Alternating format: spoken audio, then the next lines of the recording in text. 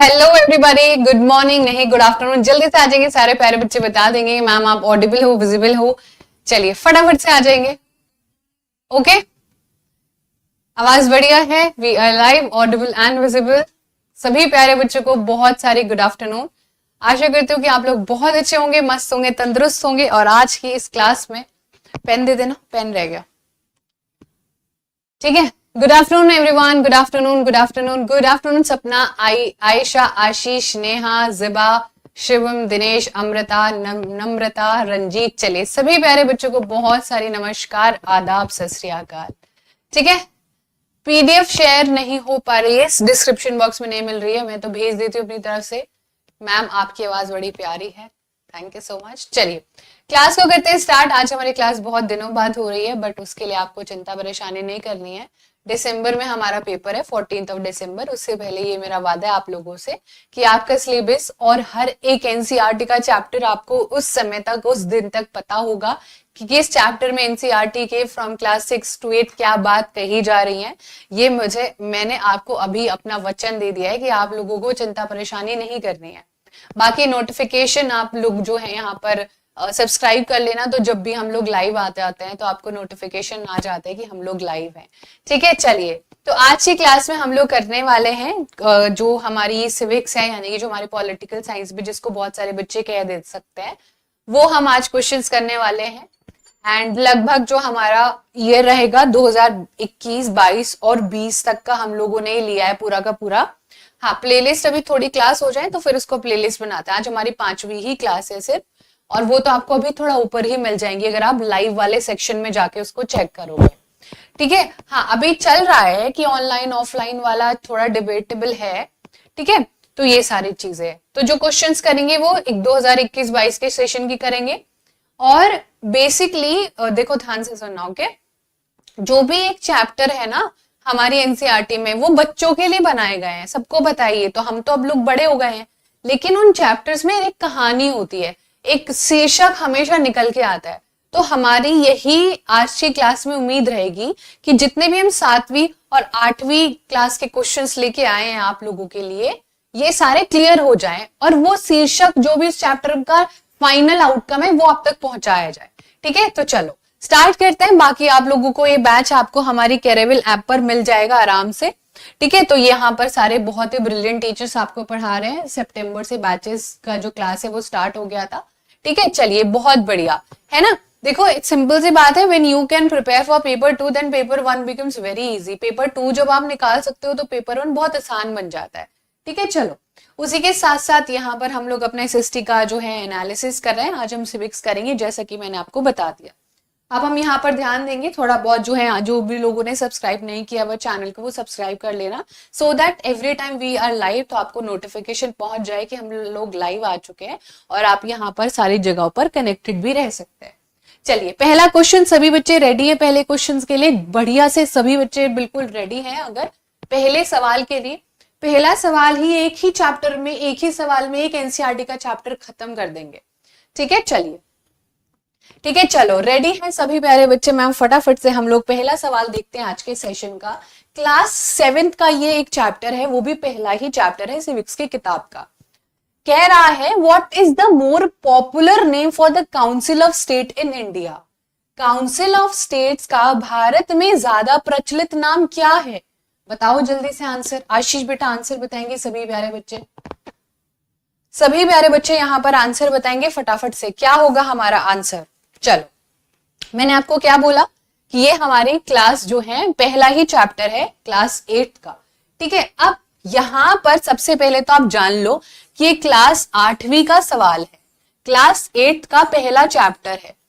ठीक है, क्लास 8 का फर्स्ट चैप्टर है, उसी से सीधा सवाल। और उस पूरे चैप्टर में हमें हमारे सारे के सारे कार्यपालिका सब चीजों के बारे में बताया हुआ है। जितने भी बच्चे यहाँ पर, बताओ आंसर, क्या हम उसे संसद के नाम से जानते हैं? क्या हम उसे लोकसभा कहते हैं, राज्यसभा कहते हैं या विधानसभा कहते हैं? ये सारी बातें हमें जाननी होंगी। चैप्टर का नाम क्या है? इंडियन कॉन्स्टिट्यूशन, भारतीय संविधान। ठीक है, सबसे पहले सुन लो कि ये कहां से आया है, इंडियन कॉन्स्टिट्यूशन। सब कुछ समझाएंगे, पढ़ाएंगे मस्त तरीके से। ठीक है, क्या है? भारतीय संविधान चैप्टर का नाम है, 8वीं क्लास का पहला ही चैप्टर है भारतीय संविधान। इस चैप्टर में से बहुत सवाल आएंगे और आते आए गए हैं, पर हम इसको एक बहुत बढ़िया शॉर्ट ट्रिक से करेंगे और आने वाले सवालों को भी देखना तुम कितने आसानी से कर पाओगे। यहाँ पर ध्यान से सुन लो पूरे के पूरे सिस्टम को। जैसे स्कूल में प्रिंसिपल होता है, प्रिंसिपल के नीचे जो है क्लास टीचर्स, बड़े टीचर, हेडमास्टर, और फिर धीरे धीरे हायरार्की नीचे जाते जाती है। ऐसे देश को चलाने के लिए हमने रखा हुआ है कॉन्स्टिट्यूशन। उस कॉन्स्टिट्यूशन में सब किसी की शक्तियों का वितरण किया गया है। तो यहाँ पर देखो, सबसे पहले अगर हम यहाँ पर पार्लियामेंट को समझने की कोशिश करें तो पार्लियामेंट ही हमारा क्या है? पार्लियामेंट ही हमारा एक सबसे मेन है। यही इसी में ही सारी चीजें हमें यहाँ पर दी गई है। ठीक है, सबसे मेन चीजें हमें यहीं पर ही गिवन है, इसी में ही सारे उल्लेख है सब चीजों का। किसके पास कितनी पावर होगी, किसके पास कितना पैसा जाएगा, सड़क बनाने का अधिकार। ध्यान से सुनते जाना। अब इस पार्लियामेंट में कौन कौन होता है, ध्यान से सुन रहे हो? इस पार्लियामेंट में 3 लोग हैं। ठीक है, ये है लोकसभा। बहुत बढ़िया से हमने वैसे आपको प्रीवियसली सारी चीजें समझा दी थी, लेकिन क्योंकि हम लोग अभी इसको और दोबारा करेंगे। बीच में आते हैं हमारे प्रेसिडेंट। थोड़ा सा बोर्ड का इशू हो रहा है, कैसे भैया? लगता है घबरा गया। हमसे तो अच्छे खासे लोग डर जाते। देखो, प्रेसिडेंट हो गए, लोकसभा हो गए, और यहां पर हमारी राज्यसभा हो गई, जिसका नाम क्या है? राज्यसभा। ठीक है, इतनी बातें सभी प्यारे बच्चों को पता ही होंगी। इतनी बातें तो सबको आई हो, ऐसा कोई बच्चा नहीं होगा जिसको ये बातें ना पता हो। नहीं पता तो यहां पर हो जाएगा। अब ये है लोगों की सभा। यहां पर बैठती है, ध्यान से सुनना, यहां पर बैठने वाली सरकार को कहते हैं केंद्रीय सरकार। केंद्रीय सरकार का मतलब ये होता है कि पूरे भारत की सरकार होती है। ठीक है, यहां पर क्या बैठती है? यहां पर बैठती है केंद्रीय सरकार। लेकिन राज्यसभा में क्या होता है, ये हमें समझना बहुत जरूरी है। राज्यसभा का मतलब ये है कि अलग अलग राज्यों से आई हुई सभा। समझ में आई? जो भी हमारी क्या होगी, जो भी हमारी अलग अलग राज्यों से आए हुए लोग हैं। ठीक है, राज्यों की जो सभा है, जो भी हमारे अलग अलग राज्यों से आए हुए लोग हैं, यहां पर वो अपनी बातों को पेश करते हैं और उनको हम लोग राज्यसभा में, जिसकी टोटल स्ट्रेंथ है 250, यहां पर हमारी टोटल स्ट्रेंथ अभी कितनी हो गई है? 2 हटा दिया नया अमेंडमेंट करके, 543, यहां पर है 250। तो ये जो लोग होते हैं ये पूरे भारत से आते हैं और ये लोग भी पूरे भारत से आते हैं, लेकिन दोनों में फर्क ये होता है कि ये सीधा क्या कहलाते हैं? मेंबर ऑफ पार्लियामेंट कहलाते हैं। लेकिन यहां पर जो राज्यसभा में लोग देखे जाते हैं वो डायरेक्टली जो है इलेक्ट नहीं होते हैं। समझ में आई? इनको जितने भी एमएलए हैं केंद्र सरकार में, क्योंकि यहां पर तो हमें क्या दिख गई? यहां पर तो हमें केंद्र सरकार दिख गई, लेकिन यहां पर जो राज्य सरकार है, जिसको हम लोग इंग्लिश में स्टेट गवर्नमेंट कहते हैं। बात समझ में आई? ये स्टेट गवर्नमेंट में होते हैं MLA, member of legislative assembly, Vidhan Sabha. Lok Sabha नहीं, विधानसभा हर राज्य की। उत्तर प्रदेश की अलग विधानसभा है, तेलंगाना, तमिलनाडु, सबकी अपनी अपनी विधानसभा है। किसमें कितनी सीट्स होंगी ये हम जनसंख्या के आधार पर देते हैं। अगर हम स्टेट गवर्नमेंट की बात करें तो स्टेट गवर्नमेंट के एमएलए इन 250 लोगों को इलेक्ट करके भेजते हैं पूरे राज्यों से, और ये फिर जाके पूरे राज्यों से क्या करते हैं? अपना रिप्रेजेंटेशन देते हैं। ठीक है, यानी कि ये सारी चीजें आपको पता चलेंगी। तो क्या हम इसको काउंसिल ऑफ स्टेट कह सकते हैं कि ये जो यहाँ पर लोग आए हैं इनको हम काउंसिल ऑफ स्टेट्स कहते हैं। हम इनको क्या कहेंगे? एक तरीके से हम लोग वो कहेंगे, वो सारे लोग जो अलग अलग राज्यों से आए हुए हैं। तो इसीलिए भारत में राज्यसभा को क्या कहा जाता है? काउंसिल ऑफ स्टेट कहा जाता है। ठीक है, और इसी राज्यसभा को अपर हाउस भी कहा जाता है।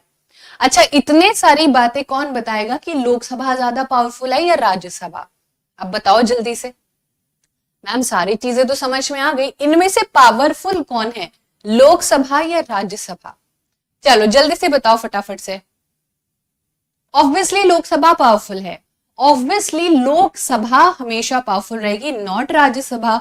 हमने अपनी लाइफ में कभी नहीं सुना होता है कि राज्यसभा के इलेक्शन चल रहे होते हैं, नहीं, हम राज्यसभा के इलेक्शन करते ही नहीं है। जो एमएलए हमने चुने हैं ना अपने राज्य के इलेक्शन में जाके, एक तो देखो लोकसभा के इलेक्शन जो पूरे भारत की सरकार बन रही है, जहां पर पीएम अध्यक्ष है, जहां पर डिफेंस के डिसीजंस वो खुद लेंगे, सबसे पूरे राज्यों से नहीं पूछेंगे।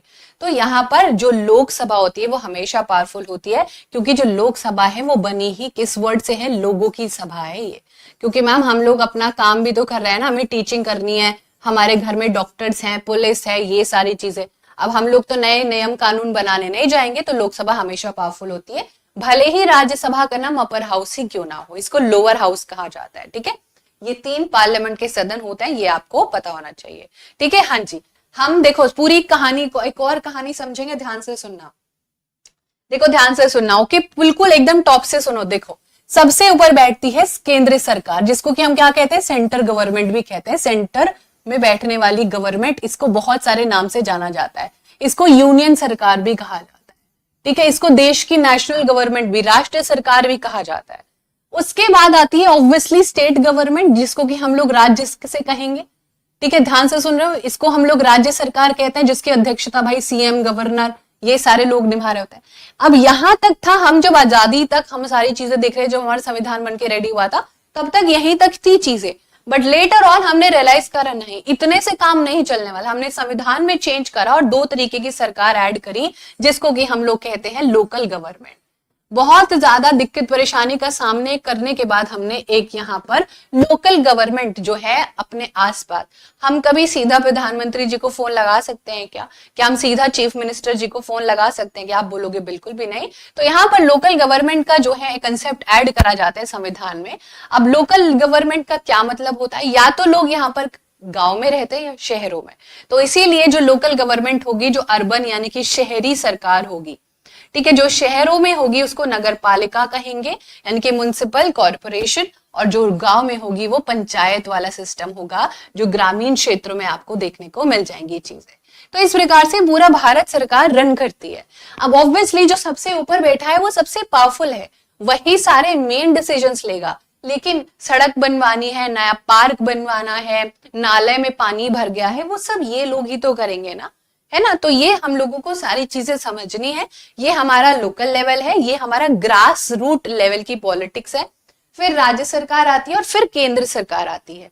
केंद्र सरकार की अध्यक्षता प्रधानमंत्री जी, राज्य सरकार की अध्यक्षता चीफ मिनिस्टर, मुख्यमंत्री जी, और लोकल गवर्नमेंट में बहुत सारे अलग अलग पोस्ट होते हैं। मेयर होता है ना, जिला जो है पूरा, यहाँ पर आपको ग्राम प्रधान देखने को मिलेंगे ग्रामीण क्षेत्रों पर। तो इस प्रकार से यहाँ पर ये सारी चीजें आपको देखने को मिलेंगी। तो अब क्वेश्चन पर आ जाते हैं। क्वेश्चन बताओ क्या होगा, क्योंकि पूरे भारत से जो रिप्रेजेंटेशन है वो किसको, काउंसिल ऑफ स्टेट, हमारी राज्यसभा को कहा जाता है। क्योंकि यहाँ पर काउंसिल ऑफ स्टेट विधानसभा को नहीं कह सकते, भले ही, क्योंकि वो अपने अलग अलग राज्यों की, वो अलग अलग एक सिंगल राज्य की होती है, वो कोई काउंसिल नहीं होती है मैम। और ये राज्यों से हम लोगों को क्या मिलता है, एमएलए निकल के आते हैं।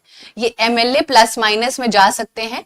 ठीक है, जैसे कि अगर हम बात करें गोवा में कम एमएलए होंगे, यूपी में सबसे ज्यादा होंगे। क्यों होंगे आप जल्दी से बताओ? क्योंकि मैम जनसंख्या के ऊपर रिप्रेजेंटेशन हमारे संविधान में दी जाती है। क्योंकि जो हमारा उत्तर प्रदेश है वहां पर जनसंख्या सबसे ज्यादा है राज्य की, इसीलिए वहां पर जो सीट्स हैं वो सबसे ज्यादा है, लगभग 404 सीट हमको देखने को मिलती है। 403 सीट इलेक्टेड, 1 नॉमिनेटेड। ठीक है, तो ये जनसंख्या के आधार पर दी जाती है। अब हम सिक्किम में जाओ, उनको बोले नहीं तुम 50 सीट ले लो, तो खाली रहेंगी ना, जनसंख्या है ही नहीं। तो इसीलिए जो रिप्रेजेंटेशन है वो किसको दी जाती है, वो अलग अलग राज्यों के उनकी जनसंख्या के हिसाब से। ये सीधा सवाल आपके पेपर में आया हुआ है। तो हमारा ये सवाल हमने बहुत डिटेल में कर दिया। चलिए अगला सवाल करते हैं। बताओ अब जल्दी से, ये सवाल गलत होगा अब? हाँ जी बेटा, बिल्कुल। उत्तर प्रदेश में 403 सीट है, लेकिन 1 सीट होती है और नॉमिनेटेड मेंबर की, तो टोटल हो जाती है 404। ठीक है, ओके, बताओ अब आंसर। अब ये गलत हो ही नहीं सकता किसी भी बच्चे का, इतना तो मेरे को अब समझ में आ गया है। राज्यसभा के अधिकांश सदस्यों का चुनाव किया जाता है राज्यों के लोगों द्वारा ही, हम लोग वोट देते हैं, ये तो हमने नहीं पढ़ा। राजनीतिक दलों द्वारा जो बहुमत दल का विरोध करते हैं, ये कौन सा नया कंसेप्ट है। विभिन्न क्षेत्रों के निर्वाचित सदस्यों या मंत्रियों द्वारा, या फिर विभिन्न राज्यों की विधानसभाओं के निर्वाचित सदस्यों द्वारा। बताओ भाई आंसर क्या होगा? अब आपको मिल गया आंसर। जो भी इलेक्टेड होंगे वो भी एमएलए। एल इसका देखो यहां पर, लेजिस्लेटिव का एल ले लिया, असेंबली का ए ले लिया। अरे सदस्य तो लगाओगे ना, तो बस एम लगा देना है और एमएलए बन जाएगा। बात की तह तक जाना है।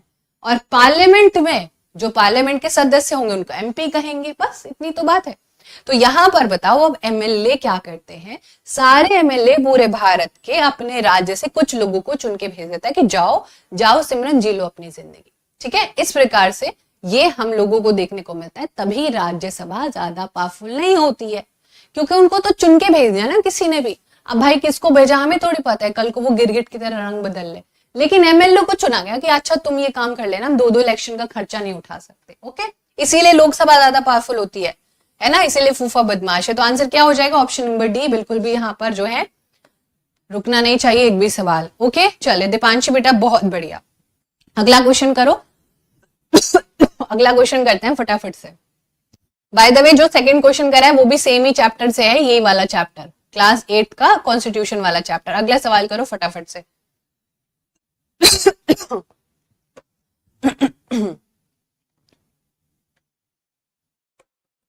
बताओ जल्दी से, क्वेश्चन आर क्या होता है पार्लियामेंट में, क्वेश्चन आर।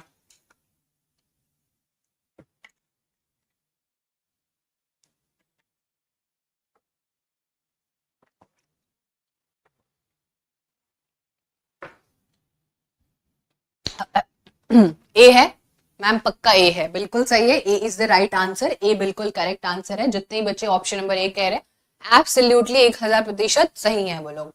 आज समझते हैं क्वेश्चन आर होता क्या है।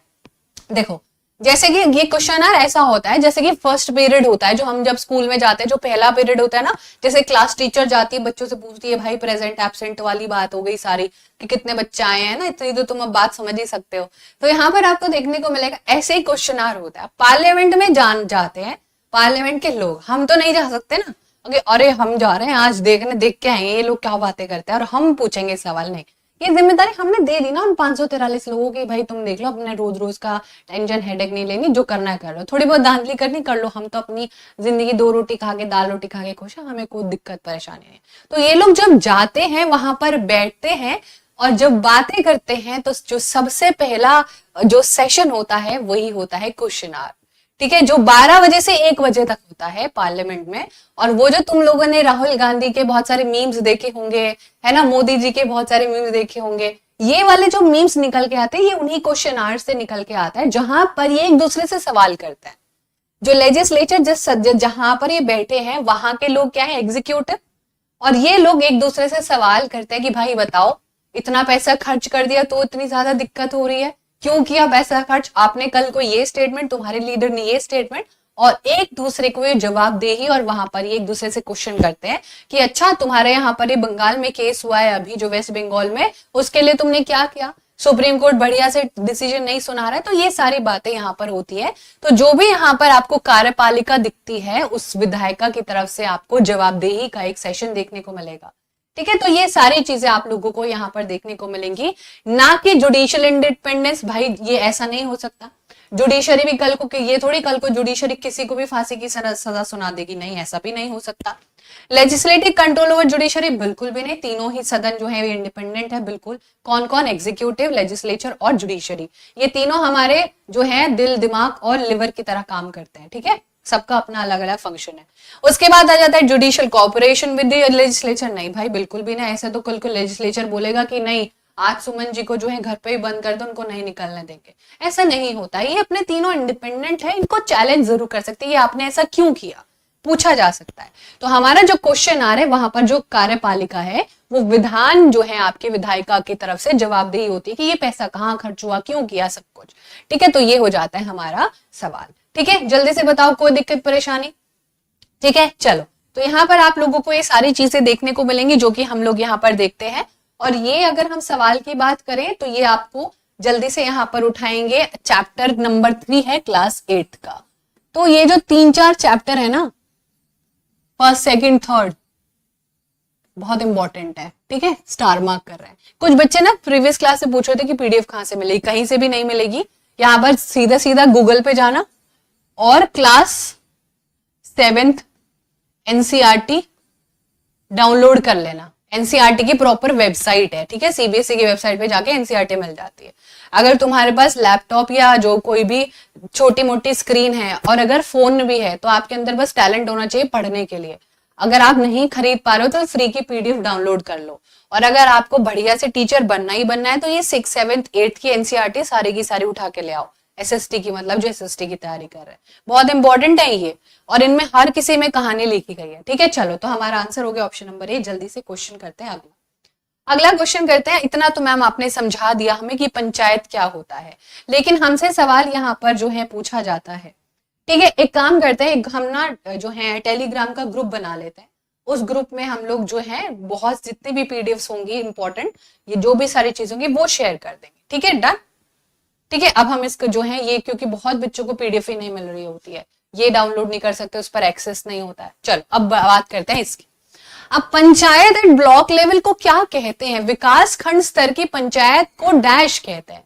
ये आया है सीटेट दिसंबर 2022, ताजा ताजा गर्मा गर्म सवाल। बताओ भाई आंसर क्या होगा जल्दी से।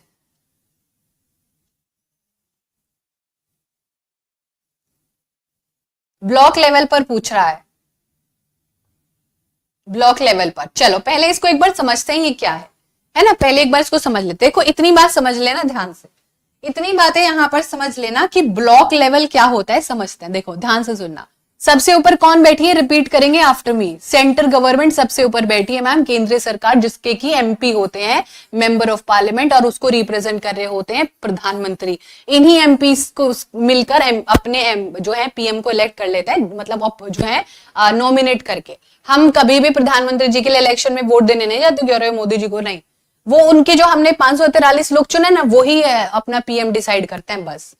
अब सेंटर के बाद आ गई स्टेट सरकार। इतनी बातें पता है, पहले यही होता था 1990s के 1990 के दशक के बाद पूरी राजनीति पलट गई।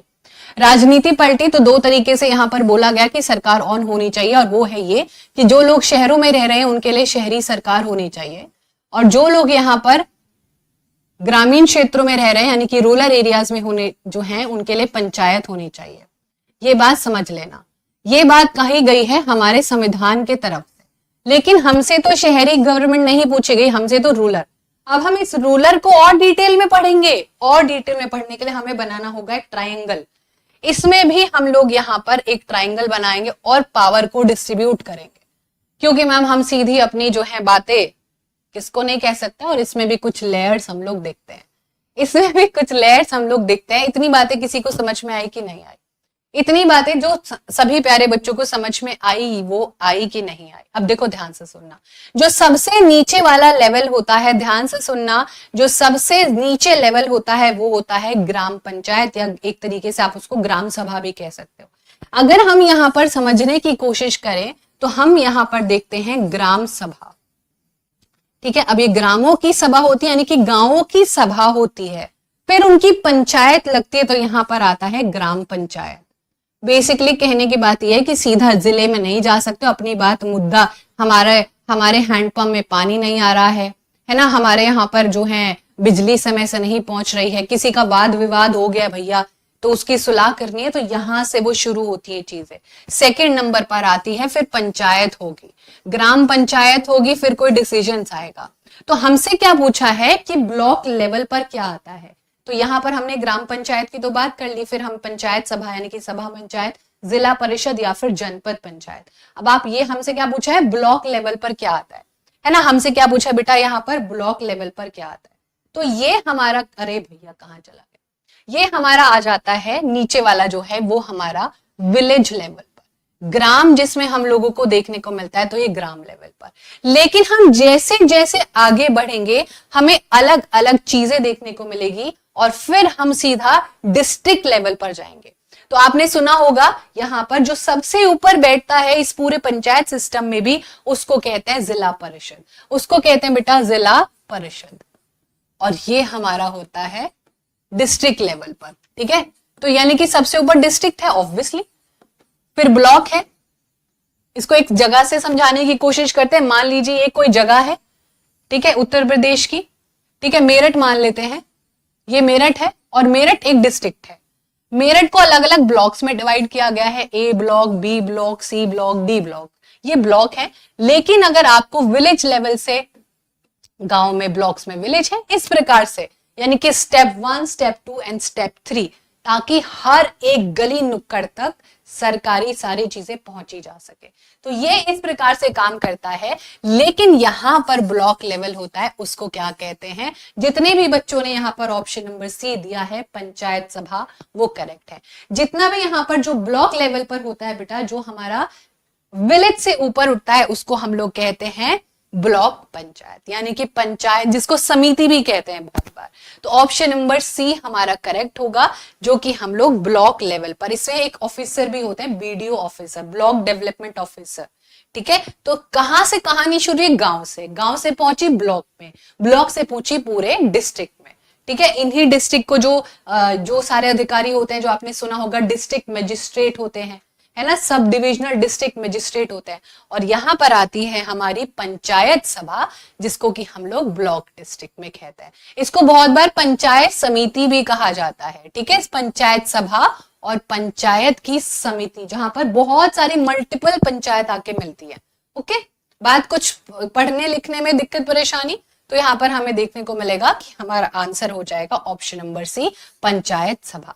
ठीक है, कोई दिक्कत? ग्राम ऑब्वियसली जहां पर गांव ही आ गया, जिला परिषद जिला के लिए, और जनपद जो है यहाँ पर ऐसा कोई कंसेप्ट हमारे पास है नहीं, तो हमारा आंसर ऑटोमेटिकली सी हो जाता है।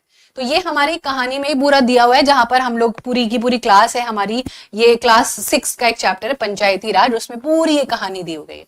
ठीक है, पेज नंबर अभी मुझे याद नहीं आ रहा, शायद जो है 76 या 78 कोई पेज नंबर है, एग्जैक्टली याद नहीं आ रहा, पता नहीं। जो है ये हमारा चैप्टर है, इसमें पूरी डिटेल दी गई है, आप उसको पूरा देख सकते हो कि किस प्रकार से हमारी जो ब्लॉक लेवल पर बीच वाले में होता है, उसको हम पंचायत समिति या पंचायत सभा भी कहते हैं। ठीक है, तो इसको समिति भी कहा जाता है बहुत बार। ठीक है, तो कंफ्यूज मत होना। ठीक है, अब ध्यान से सुनना, इसको याद रखने का एक ही तरीका है, ग्राम यानी कि गांव। गांव एक जो है सबसे नीचे लेवल पर, गांव से नीचे तो कुछ भी नहीं है। ठीक है, चलो उसके बाद जिले में भैया डिस्ट्रिक्ट ही आ गया। तो चलो अगला क्वेश्चन करते हैं, यहां पर बढ़िया से करो जल्दी से।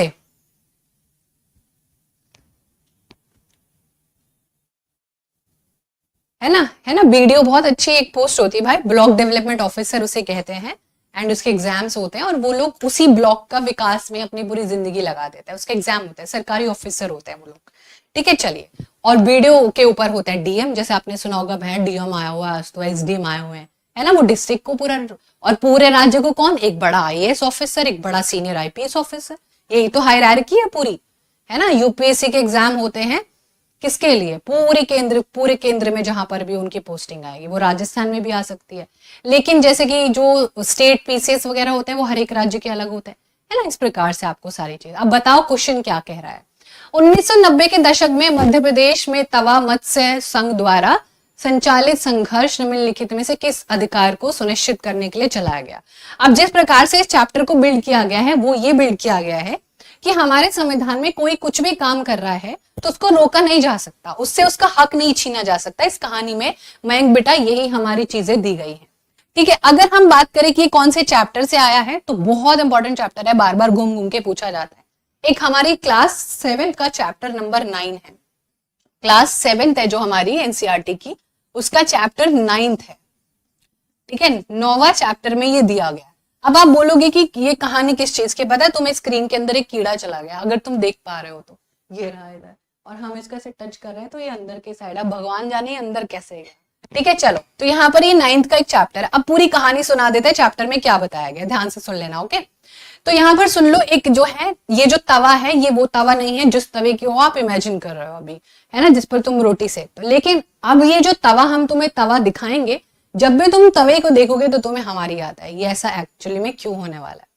तो ध्यान से सुनना यहाँ पर, अब यहाँ पर ध्यान से सुनना कि ये तवा एक नदी है, और इस एक नदी पर डैम बनाना भारत सरकार ने लाजमी समझा। अब आप बोलोगे कि डैम क्या होता है, तो डैम बेसिकली प्रियम बेटा क्या होता है कि जैसे कोई पानी बह रहा है, उसको रोकने के लिए पानी को रोका जाता है, पानी का रोकथाम करना बेसिकली एक डैम का स्ट्रक्चर बनाया जाता है। उससे क्या होगा मैम, उसको पानी को हम बाद में इस्तेमाल कर सकते हैं, बिजली बनाने में, हमारे किसानों को जो है एग्रीकल्चर में यूज करेंगे, बहुत सारी चीजें कर सकते हैं। वहां पर लोग घूमने फिरने जाएंगे तो आसपास दुकानें लग जाएंगी, पैसा आ जाएगा। लेकिन ऐसे में ही यहाँ पर आपके क्या है, एक जो है डैम बनाने की बात की जाती है मध्य प्रदेश में, और जो कि तवा रिवर पर वहां के लोग बहुत ज्यादा प्रदर्शन करते हैं कि हमें ये डैम नहीं बनवाना, लेकिन फिर भी ये डैम बन जाता है। तो यहाँ पर रहने वाले लोग क्या काम करते होंगे? ऑब्वियसली वो बहुत बड़े डॉक्टर नहीं होंगे, वो बहुत बड़े इंजीनियर नहीं होंगे। भाई नदी के पास रह के या तो लोग क्या कर सकते हैं, जो नदी से रिलेटेड काम होगा वो क्या होगा, वो होंगे मछुआरे।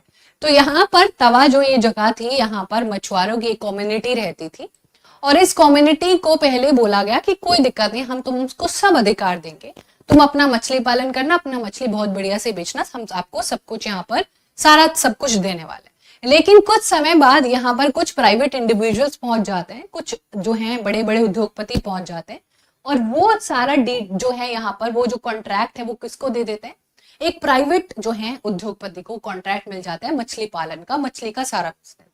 अगर मान लो कि मेरे से मेरा कोई काम करने वाला हक छीन ले तो मेरे पास तो नौकरी चली जाएगी। तो यहाँ पर आंदोलन हुए, और इसमें बताओ कि आपकी अगर कोई भी जीवन के रोजमर्रा आप जिस तरीके से पैसा कमा रहे हो, अगर वो आपसे छीन लिया जाए तो आप कौन सा अधिकार आपका यहाँ पर जो है छीन लिया जाएगा? तो बताओ, जीविका का अधिकार छीन लिया जाएगा, अधिकार सूचना का छीन लिया जाएगा, या भूमि का अधिकार, या फिर वन उत्पाद का अधिकार? यहाँ पर उन लोगों से उनके जीने का, उनकी जो रोजमर्रा की जिंदगी थी, रोजी रोटी सबसे परफेक्ट वर्ड है जो हमारी एनसीईआरटी में यूज किया गया है, उनसे उनका जीवन का अधिकार, उनकी जीविका का अधिकार है ना, राइट टू लाइफ नहीं, राइट टू लाइवलीहुड, वो क्या खा रहे हैं क्या पी रहे हैं। कल को भारत सरकार आके बोलने लग जाए नहीं टीचर वीचर बनाने की कोई जरूरत नहीं, अभी आर्टिफिशियल इंटेलिजेंस आ गई है, तो तुम लोग सड़कों पर डेफिनेटली उतर जाओगे, इंक्लूडिंग मी ऑल्सो, हम भी उतर जाएंगे। तो यहाँ पर हमारी जीविका का अधिकार छीना गया था उन लोगों से जो यहाँ पर मच्छी पालन कर रहे थे, जो मछुआरे थे, ठीक है। लेकिन उन्होंने इसके खिलाफ बहुत ज्यादा प्रदर्शन किया और अपनी बात मनवा ली, ठीक है। तो यहाँ पर हमारी एनसीईआरटी ये समझा रही थी हमको कि हम किसी से उसका जीविका का अधिकार नहीं छीन सकते हैं, बच्चों को समझाने के लिए। बट आपसे पहले सवाल पूछा जाएगा, तो यहाँ पर हमारा आंसर हो जाएगा राइट टू लाइवलीहुड। ये मैंने आपको पूरा बता दिया, ठीक है। बात समझ में आई? बिल्कुल। चलो जल्दी से करते हैं अगला सवाल। अगला सवाल हमारा क्या कह रहा है, फटाफट से करो। चलो, डी के बासु का एक सवाल है, ये बहुत बार रिपीट हो चुका है, फटाफट से करो जल्दी से। ये क्या था, क्यों था, सब कुछ बताएंगे। चलो, हाँ जी बेटा, आर्टिकल बिल्कुल बढ़िया। हमारा कॉन्स्टिट्यूशन इतना पावरफुल है कि हमें पानी पीने का भी अधिकार नहीं रोक सकता कोई, कि हमें, हम सबको, ठीक है। चलिए प्रदीप बेटा आंसर बताएंगे फटाफट से, नहीं बता तो उसके लिए अभी हम जिंदा हैं, अक्कड़ बक्कड़ बम्बे बो करके देखते हैं। अक्कड़ बक्कड़ बम्बे बो 80 90 पूरे 100 में लगा धागा, चोर निकल के भागा, नहीं गलत आंसर। बताओ जल्दी से, ऐसे तो नहीं होगा, मतलब यानी कि हमें सारी चीजों को पढ़ना पड़ेगा, ठीक है। नहीं नहीं नहीं, आर्टिकल्स नहीं आते हैं, कौन कह रहा आर्टिकल्स आते हैं? जो सिर्फ हमारी एनसीईआरटी में गिवन है that is only enough, and वो भी बस फंडामेंटल राइट्स 6 में जो आ गए, बस ऊपर ऊपर से। पूरे आर्टिकल्स पढ़ने मत बैठ जाना आप, है ना, वो तो टीजीटी एसएसटी में भी नहीं आते आर्टिकल्स। तो चलो आंसर करो भाई फटाफट से, मैं आपको फिर पूरी कहानी बताती हूँ। देखो, उच्चतम न्यायालय द्वारा दिए गए डीके बासु दिशा निर्देश निम्नलिखित में से किसके बारे में है? DK Basu guidelines laid down by supreme court relate to which of the following? अब हमारी एनसीईआरटी में 6, 7, 8, 9, 10, 11, 12 से लेके हर साल इंटेंसिटी बढ़ा दी सवाल की, जैसे कि क्लास 9th में दिया है ओबीसी का। लेकिन यहां पर जो डीके बासु का केस है, ये थे एक बहुत ही भयंकर लॉयर, ये थे बहुत भयंकर एक वकील, और ये एक चीज से बहुत परेशान थे। एक्चुअली में कहानी में ये होता है कि जो डीके बासु जी थे वो ये देखते हैं कि जितने भी लोगों को गिरफ्तार करा जा रहा है, यानी कि जिनको पुलिस रिटेंशन में रखा जा रहा है, जिनको डिटेन कर जो है, जो सराखों के पीछे, उनकी बहुत ज्यादा मृत्यु हो रही है। और ये देखकर बहुत एक बड़ा क्वेश्चन ये बनता है कि ऐसे तो पुलिस वाले किसी को मार भी सकते हैं, उनको उनके घर वालों से मिलने भी नहीं दिया जाता था, और ये प्रॉब्लम डीके बासु जी ने पहुंचाई भारत सरकार की जुडिशरी तक। और जब ये न्यायालय में, न्यायपालिका के पास बात पहुंची कि बहुत बड़ी दिक्कत है, तो नए प्रावधान संविधान में ऐड करे गए, ठीक है।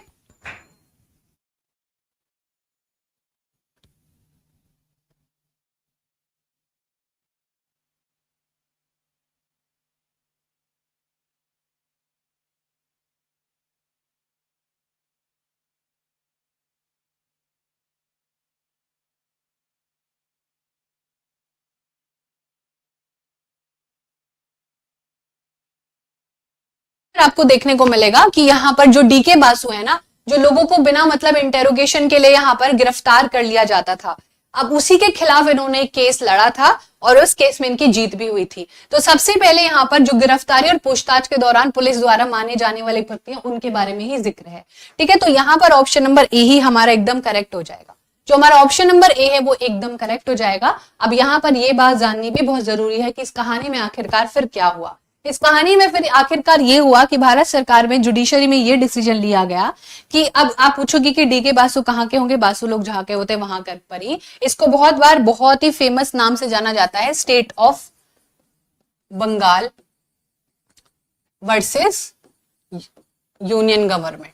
ठीक है, तो यहाँ पर जो है आप लोगों को इस चीज देखने को मिलेगी। तो ये बंगाल के लोगों जो डीके बासु थे उन्होंने केस लड़ा और इस केस में फिर ये डिसाइड हुआ, क्या डिसाइड हुआ, ये डिसाइड हुआ कि ना तो आप अब किसी को जो है जबरदस्ती गिरफ्तार कर सकते हो अगर आपके पास वारंट नहीं है। उसकी गिरफ्तारी की बात आपको उसके घर वाले के एक मेंबर को बतानी पड़ेगी। आप उसको कहाँ लेके जा रहे हो, कितनी देर के लिए लेके जा रहे हो, आपको सब कुछ करना पड़ेगा। और आजकल तो वीडियो रिकॉर्डिंग भी हो रही है, जो आज की हम बात कर रहे हैं, क्योंकि हमारी एनसीईआरटी थोड़ा जैसे 90s 80s 1990s की बात करती है।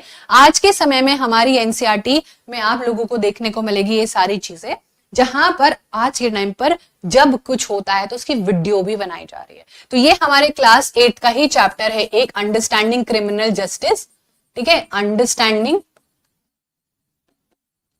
Criminal justice. ठीक है, यहां पर शॉर्ट फॉर्म में लिख रहे हैं, इसको चीफ जस्टिस मत समझ लेना। ठीक है, इस चैप्टर में पूरा दिया गया है कि किस प्रकार से डीके बासु जी बहुत सुप्रीम लीडर थे और जो है यहाँ पर ये सारे तुम लोगों को चीजें देखने को मिल जाएंगी। ओके, अगला क्वेश्चन करते हैं, स्क्रीन पर आ रहा है, यहाँ पर जल्दी से बताएंगे सभी प्यारे बच्चे। चलो फटाफट से बताओ जल्दी से।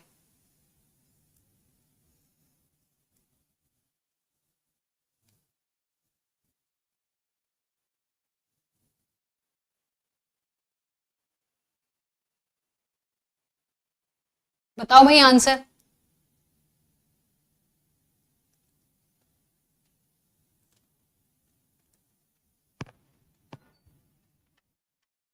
ए लग रहा है।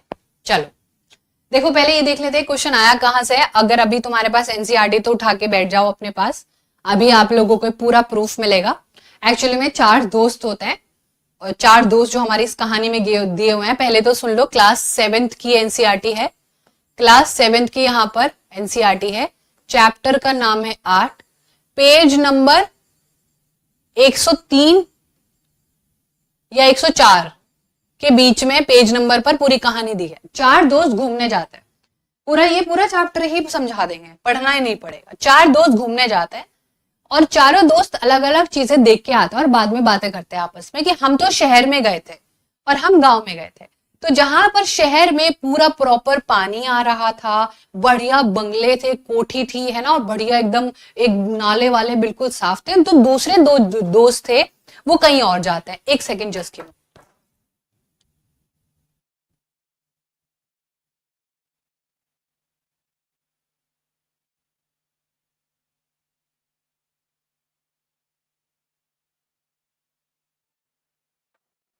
ठीक है, तो जब वो दो जो गांव में लोग गए थे उन्होंने देखा कि गांव में ना तो प्रॉपर पानी है, ना ही प्रॉपर कोई सैनिटेशन की फैसिलिटी, और लोगों को अपने अधिकार के बारे में नहीं पता है। तो वो चारों दोस्त आपस में मिलकर बात करते हैं कि ऐसा बिल्कुल भी नहीं होना चाहिए, शहर और गांव के लोग बराबर होते हैं और दोनों को बराबरी का अधिकार होना चाहिए। तब जाके हमारा पता चलता है कि हमारे उस पेज पर 103 या 104 का जो पेज, एक बार आसपास देख लेना, ये जो पेज नंबर है इस पर सीधा लिखा गया है कि हमारे पास आर्टिकल 21 में सभी लोगों को जिंदगी में पानी का अधिकार है, पानी, साफ पानी पीने का अधिकार है, और उसी के साथ साथ यूनिवर्सल एक्सेस भी दिया जाना चाहिए। सभी लोगों को साफ पानी मिले, ये चीज 100% हमारे पास दी गई है। प्रत्येक व्यक्ति की पानी तक सार्वजनिक पहुंच होनी चाहिए, हम किसी को रोक नहीं सकते हैं। ओके ममता, शहनाज अब्दुल राखी कहते कि बेटा बहुत बढ़िया। सो ये हमारा पूरा का पूरा कहानी जो है दिया गया है। चैप्टर का नाम है हमारे, जो है चैप्टर का नाम पब्लिक फैसिलिटीज। ठीक है, क्या है? पब्लिक फैसिलिटीज, सार्वजनिक सुविधाएं सबके लिए इक्वल है, बराबर। लेकिन ये हमें कहानी के तहत समझाया गया है। 4 बच्चे घूमने जाते हैं और 4 जो 2 हैं वो शहर में और 2 ग्रामीण में। लेकिन यहाँ पर क्या है, यूनिवर्सल लिखा हुआ है। अब यूनिवर्सल का मतलब कोई कहीं भी रहे, है ना राशिद बेटा, बहुत बढ़िया। जो है यहाँ पर हो सकता है आपके पास पुरानी नई एनसीईआरटी हो तो पेज में फ्लक्चुएशन मिल सकती है, लेकिन अगर चैप्टर में जाओगे तो तीसरे या चौथे चैप्टर के पेज पे ही मिल जाएगा, उसमें लिखा हुआ है पूरा का पूरा ये स्टेटमेंट। अगली बार से स्क्रीनशॉट भी डाल देंगे, तो आंसर हो जाएगा ऑप्शन नंबर ए, दोनों ही स्टेटमेंट करेक्ट है और ये हमारे संविधान में प्रॉपरली गिवन है। चलिए अगला सवाल करेंगे फटाफट से, जल्दी से अगला क्वेश्चन करेंगे फटाफट से। अब ये सवाल ना वैसे तो हमारे क्लास 9 तक और 10 तक पहुंच रहा है, लेकिन इसका एक छोटू सा जिक्र जो है, ठीक है, इसका एक छोटू सा जिक्र हमारी क्लास 8 के एक चैप्टर में भी हो जाता है। पहली बात तो आपसे पूछा गया है अंतरराष्ट्रीय महिला दिवस मनाए जाने की तिथि क्या है, दिसंबर 2022 का ही सवाल है। चलो जल्दी से बताओ आंसर क्या होगा। अब हमारी एनसीईआरटी में ये थोड़ा सा जिक्र करा गया है, क्योंकि हमारी एनसीईआरटी में महिलाओं के द्वारा ना जो किए गए बहुत सारे स्ट्रगल है उनका जिक्र किया जाता है। ठीक है, तो ऑप्शन नंबर जो है सभी प्यारे बच्चे जो हैं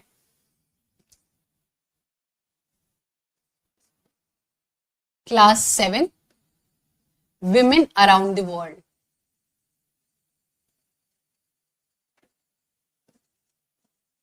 चैप्टर का नाम है और इसमें महिलाओं के द्वारा किए गए संघर्षों के बारे में सारी चीजें गिवन है कि महिलाओं ने किस प्रकार से संघर्ष किया। लेकिन उसमें ये नहीं गिवन है, एक छोटू सी लाइन दी गई है, छोटू सी लाइन है, एक फोटो है और उस फोटो में जो है यहाँ पर सारी चीजें जो है छोटी सी लाइन में एक फोटो के ऊपर लिखा गया है, चैप्टर खोल के देखना, एक फोटो होगी और उसके ऊपर 8 मार्च डेट लिखी होगी। सो हमें सीधा ये पूछ लिया गया कि 8 मार्च जो है हमारा मनाया जाता है इंटरनेशनल विमेन्स डे, लेकिन मैम इसके पीछे कहानी क्या रही है, कोई बच्चा हमें ये बता सकता है? इसकी कहानी हमारी जाती है 9th क्लास, 9th क्लास तक जाती है। वहां पर हम लोगों को एक चीज देखने को मिलती है, एक फेब्रुअरी रेवोल्यूशन हो रहा था यूरोप में, उसके तहत महिलाओं को ना तो कोई अधिकार था वोटिंग का, महिलाओं से कोई चीजें पूछी नहीं जाती थी और उनको पैसिव सिटीजन कहा जाता था। अभी पैसिव सिटीजन क्या कंसेप्ट होता है? पैसिव सिटीजन ना तुमको वोट देने का अधिकार होगा, ना तुम अपनी बात रख सकते हो, ना तुम काम कर सकते हो, और अगर काम करने चले भी गए तो पैसे कोई देगा भी नहीं। तो इसीलिए बहुत सारी महिलाएं यहाँ पर सड़कों पर उतर के तांडव करती हैं, अंग्रेजी यानी कि यूरोप की महिला, हमारे भारत की नहीं। और उस दिन से लेके आज तक ये 8 मार्च को इंटरनेशनल विमेन्स डे कंटिन्यू किया जा रहा है। उस दिन जो है महिलाओं ने रैली निकाली थी। भारत का ये कंसेप्ट नहीं है, ये कंसेप्ट है आपके यूरोपियन देशों का। ठीक है, तो ये आप लोगों को बातें पता होनी चाहिए कि ये कहां से निकल के आया। महिलाएं बहुत परेशान थी, उन्होंने अपने घर से सारी चीजें छोड़ दी और वो आगे निकल गई। अब ध्यान से सुनना एक बात बहुत जरूरी, इस चैप्टर के सवाल सबसे सुंदर सवाल आते हैं। इसमें हमारी जैसे कि राज सुंदरी देवी, ज्योतिबा फूले, है ना, ऐसे लोगों का जिक्र है। ज्योतिबा फूले आपको लग रहा होगा नाम से कि कोई महिला है, जी नहीं, वो एक पुरुष है, लेकिन उन्होंने महिलाओं के सम्मान के लिए जो किया है वो बहुत ही सराहनीय है। ठीक है सेवा बेटा, तो यहाँ पर आप लोगों को क्लास नहीं चल रही, are we not live?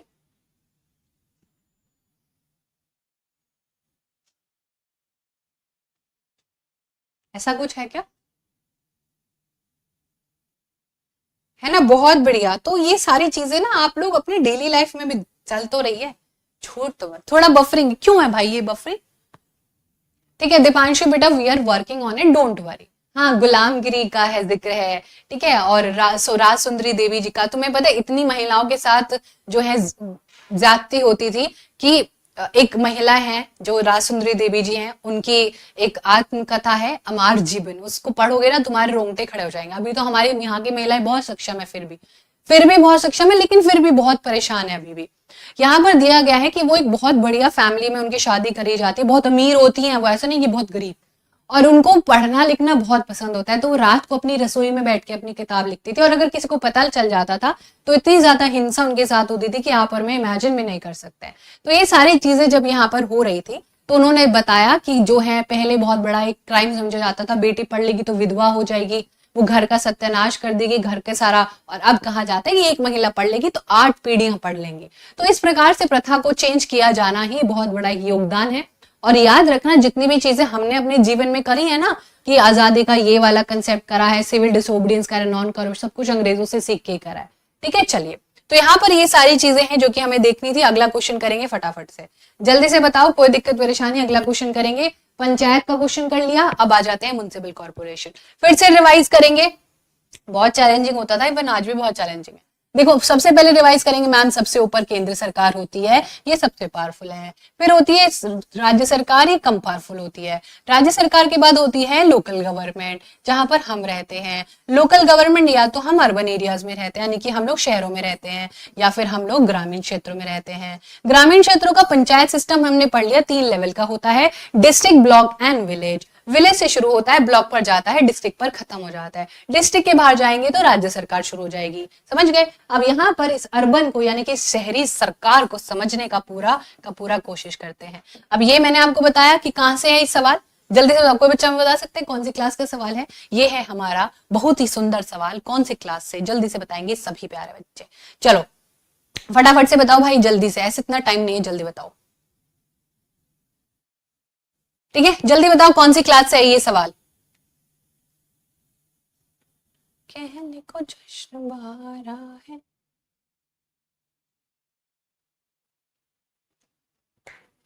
Class 7, 6, 8, हाँ तीनों में से एक तो हो गई। जल्दी से बताओ कौन सी क्लास से है ये। बिल्कुल ये है हमारा क्लास 6 का। जितने बच्चे यहाँ पर क्लास 6 कह रहे हैं, उसका एक चैप्टर है, चैप्टर नंबर 7। चैप्टर का नाम है शहरी प्रशासन। इसको इंग्लिश में क्या कहते हैं? क्लास 6, चैप्टर 7, एडमिनिस्ट्रेशन, प्रशासन कैसे चलाया जाता है। हमारे पास तो सब कुछ बना बनाया मिल जाता है। अब यहाँ पर हम इसको खंगोलेंगे पूरा, इसको, ये जो पूरा हमारा अर्बन एरिया है, तो हम अब यहाँ पर अर्बन एरियाज को देखते हैं। इसका आंसर क्या होगा? कार्यपालिका प्रतिनिधि, सेनेटर या फिर पार्षद। मैम पार्षद थोड़ा सुना सुना लग रहा है, और अकड़ बकड़ बम्बे बो करेंगे तो सीधा सही भी हो जाएगा। चलिए भाई सवाल को समझने की कोशिश करेंगे, ठीक है? अर्बन एडमिनिस्ट्रेशन, शहरी प्रशासन हमारा जो है चैप्टर का नाम है, बिल्कुल बहुत बढ़िया, ठीक है? चलो एक बच्चा कह रहा है लाइक एंड शेयर करोगे तो सीटेट क्लियर हो जाएगा। ये कैसी प्रवचन है भाई। चलिए अब इस पूरे पब्लिक एडमिनिस्ट्रेशन को समझने की कोशिश करते हैं। ये जो हमारा पब्लिक एडमिनिस्ट्रेशन है, अभी प्रशासन है। अब हमें पूरा राज्य सरकार से शुरू नहीं करना, हमें केंद्र सरकार नहीं पढ़नी, हमें पढ़ना है municipal corporation. Municipal corporation, municipal corporation का मतलब क्या होता है? हिंदी में क्या बोलेंगे? नगर पालिका। बात समझ में आई? ये आपके शहरों में काम करती है नगर पालिका, ठीक है? इसके ऊपर राज्य सरकार, राज्य सरकार के ऊपर केंद्र सरकार, ठीक है? अगर आप अर्बन एरिया में रहते हो तो, ठीक है? अगर अपन गांव में रहते हैं तो पंचायत, लेकिन अभी अपन शहर में आ गए सारे बच्चे।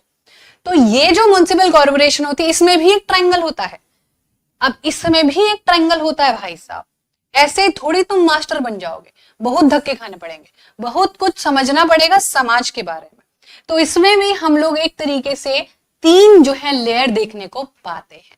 अब 3 लेयर में हम लोग यहाँ पर क्या पाएंगे? अलग अलग नामों का जिक्र होगा, जहां पर सबसे ऊपर हम एक तरीके से म्युनिसिपल कॉर्पोरेशन को रख सकते हैं, बीच में हम म्युनिसिपैलिटी को रख सकते हैं, और जो तीसरा होगा वो होगा यहाँ पर सिटी काउंसिल, ठीक है? बहुत बढ़िया से समझा रहे हैं, समझ रहे हो?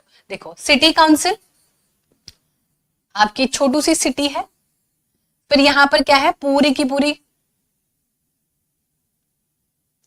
पूरी कॉर्पोरेशन, जिसको कि हम लोग हिंदी में क्या बोलते हैं? यहां पर सबसे ज्यादा ऊपर ये होती है म्युनिसिपल कॉर्पोरेशन, ये वाली जो हम पूरी पढ़ते हैं। बीच में क्या आएगा? जल्दी से बताओ फटाफट से, अभी मैंने आपको बोला, जल्दी से बताओ, इसको क्या कहते हैं? नगर पालिका सबसे ऊपर आती है इस हायरार्की में।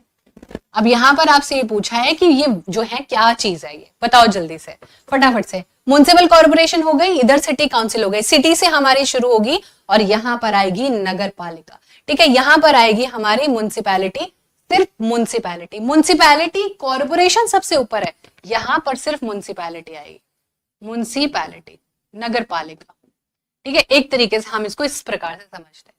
अब यहां से कहानी शुरू होती है, दूसरे नंबर पर पहुंचती है, फिर तीसरे नंबर पर पहुंचती है, और फिर हमें पता चलता है कि इन तीनों जगहों से कोई लोग निकल के आते हैं।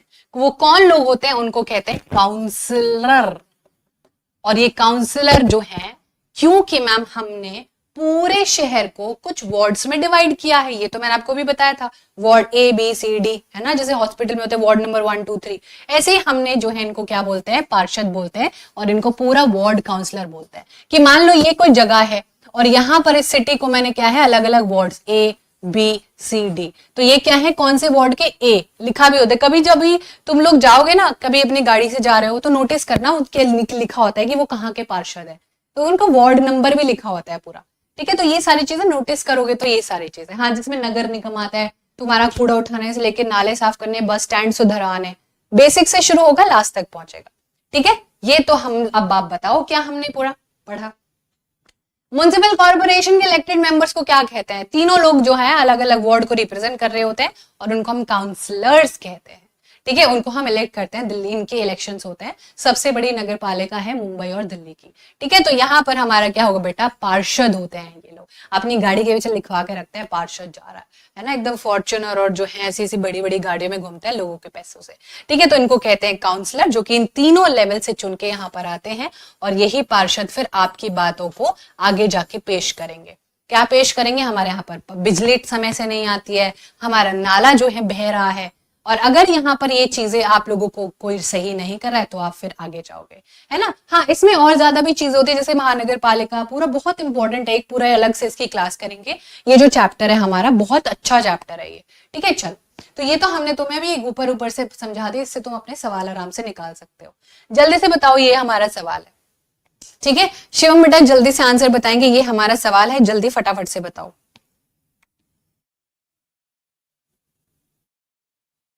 बताओ आंसर। बहुत आसान सवाल है वैसे तो, बट वही है, हमारे एनसीईआरटी में गिवन है और करना तो पड़ेगा है ना, करना तो पड़ेगा ही, क्या करें, दिक्कत परेशानी बहुत है। चैप्टर 3 है, क्लास 7th का, चैप्टर का नाम है how state government works, how state government works, ये हमारा चैप्टर का नाम है, 7वीं कक्षा, चैप्टर नंबर 3। आंसर बताएंगे क्या है। अभी हमने पूछा चीफ मिनिस्टर राज्य सरकार के अध्यक्ष होता है, ये तो हमें पता ही है, और गवर्नर जो है सारे डिसीजंस ले रहे होते हैं। अगर आपको यहाँ पर जो है एसडीएम बनना है या डीएम बनना है और किसी राज्य का बनना है, तो तुम्हारा जो लेटर आएगा ना, वो ये गवर्नर ही भेजेंगे।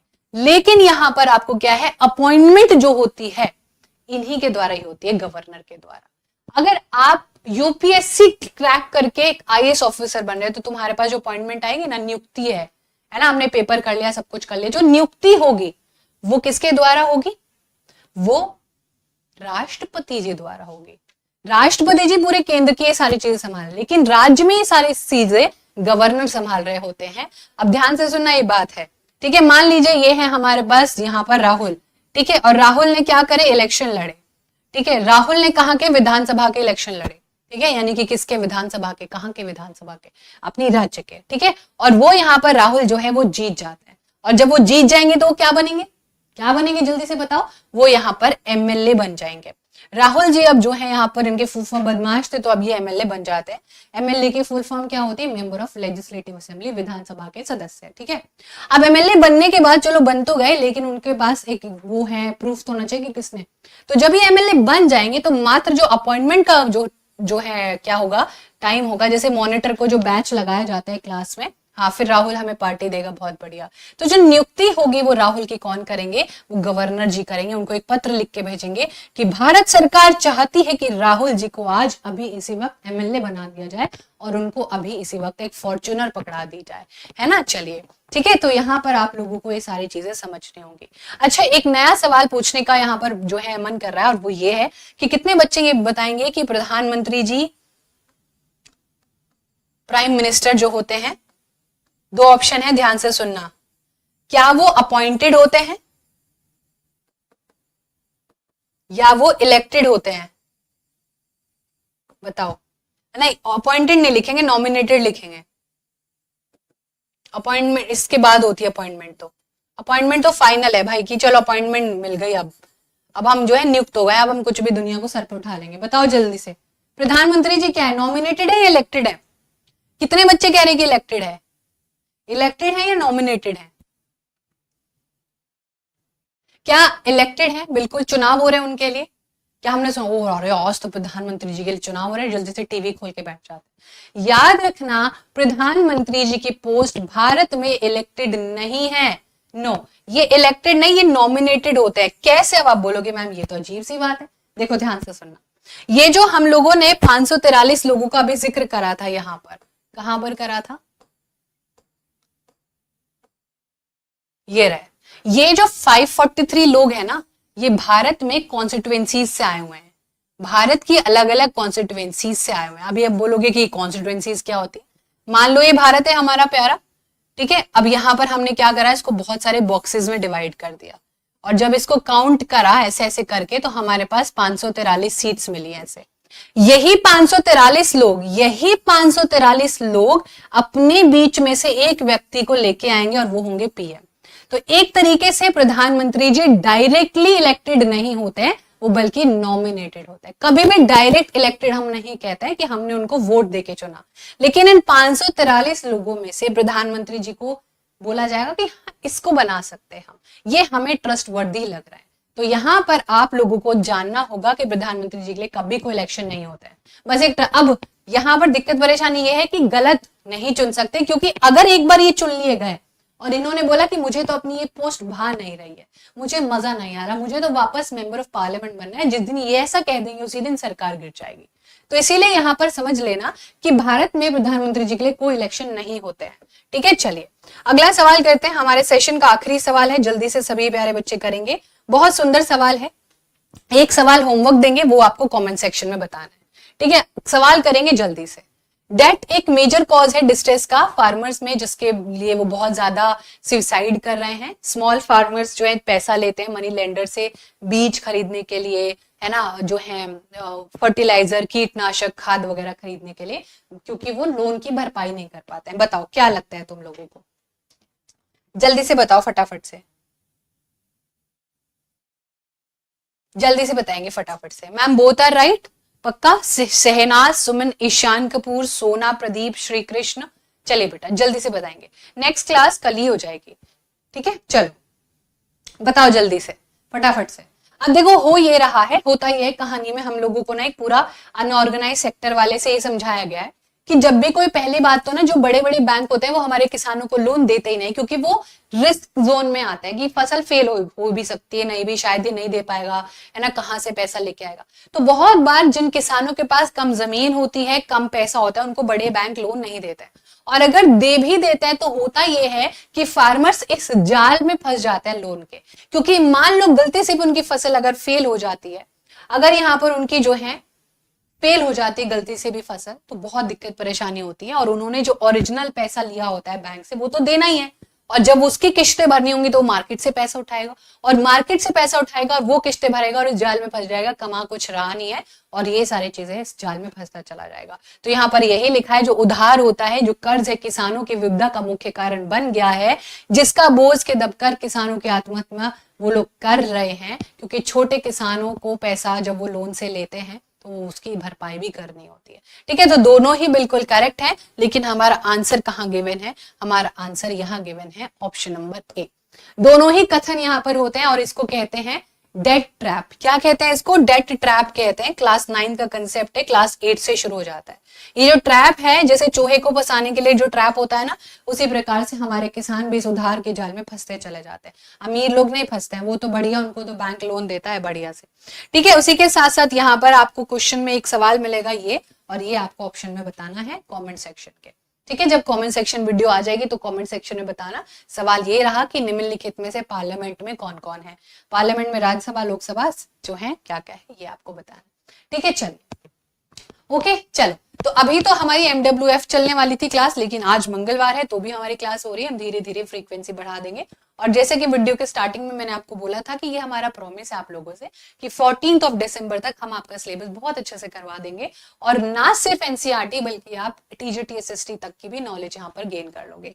ठीक है, चलिए ओके, जैसे ही वैकेंसीज आएंगी सारी चीजों का जिक्र यहाँ पर किया जाएगा, बैचेस की भी बात हो जाएगी। ठीक है, चलिए, तो thank you so much everyone and sending you all lots of love. आप सभी के लिए ढेर सारा प्यार। मिलते हैं अगली क्लास में नए क्वेश्चंस के साथ, नए नॉलेज के साथ। Bye bye, take care.